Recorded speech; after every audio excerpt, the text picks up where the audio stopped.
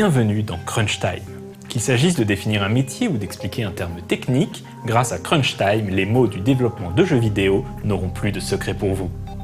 Dans un précédent épisode de Crunch Time, nous avons expliqué ce qu'était un moteur de jeu.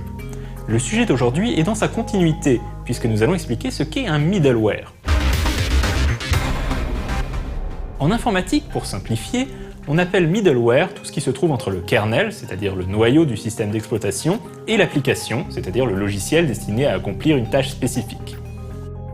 Dans le contexte du développement de jeux, toutefois, le terme middleware va être utilisé pour désigner un programme third party, donc développé par une autre société, licencié par le studio de développement et incorporé au jeu dans un but spécifique.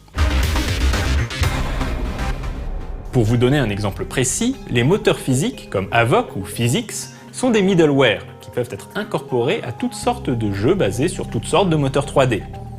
On peut également citer Wwise, un middleware qui permet de gérer tout ce qui a trait au son, ainsi que Scaleform, un middleware destiné à faciliter la réalisation des interfaces dans les jeux, Blink pour gérer les vidéos, SpeedTree qui permet de générer rapidement des arbres, TraceFX qui facilite l'animation des cheveux, poils et autres fourrures, FaceFX pour tout ce qui est animation des visages, etc.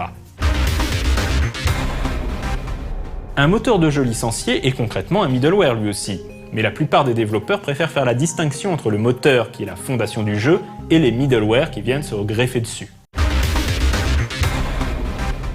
La prochaine fois que vous lancerez un jeu, prêtez attention au logo des middleware qui sont affichés au lancement du jeu, notamment sur le splash screen, et gardez à l'esprit que chacun de ces middleware est une licence dont le développeur a fait l'acquisition pour ce jeu et qui lui a sans doute coûté plusieurs milliers, voire dizaines de milliers de dollars.